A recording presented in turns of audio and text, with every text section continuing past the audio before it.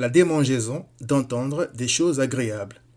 Car il viendra un temps, dit l'apôtre Paul, où les hommes ne supporteront pas la saine doctrine, c'est-à-dire la vérité, mais ayant la démangeaison d'entendre des choses agréables, ils se donneront une foule de docteurs, c'est-à-dire des pasteurs et autres, selon leurs propres désirs, détourneront l'oreille de la vérité et se tourneront vers les fables, c'est-à-dire des histoires inventées de toutes pièces.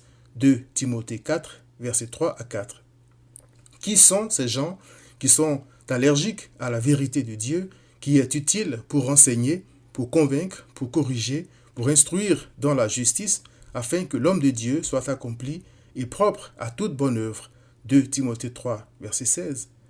Ce sont des gens qui refusent non seulement de savoir qu'ils sont gravement malades, entre guillemets, mais aussi d'être traités. Je m'explique. L'apôtre Paul a dit à Timothée que ces gens-là, ce sont les méchants et les rebelles, les impies et les pécheurs, les irréligieux et les profanes, les parricides, les meurtriers, les impudiques, les infâmes, les voleurs d'hommes, c'est-à-dire les esclavagistes, les menteurs, les parjures. 1 Timothée 1, versets 9 à 10. La loi de Dieu nous permet de savoir que nous sommes des pécheurs, car c'est grâce à elle que je sais que je suis un pécheur. Romains 3, verset 20.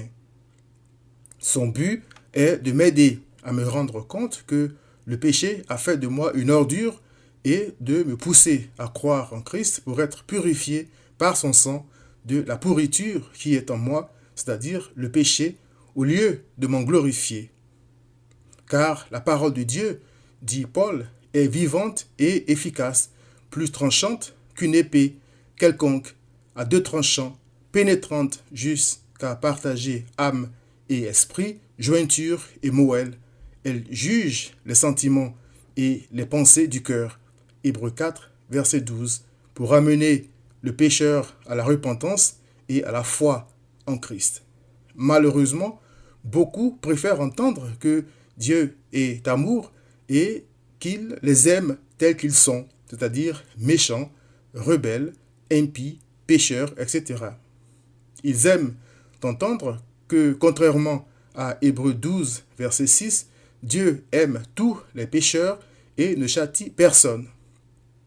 Or, Dieu a lui-même préparé d'avance de bonnes œuvres afin que ses enfants les pratiquent. Éphésiens 2, verset 10.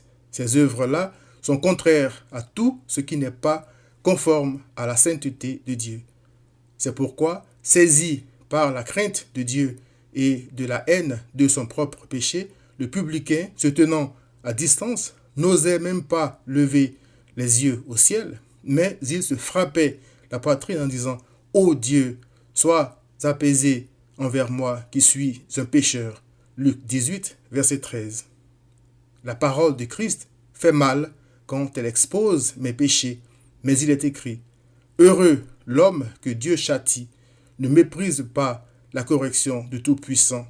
Il fait la plaie et il abande, il blesse et sa main guérit. » Job 5, verset 17 à 18.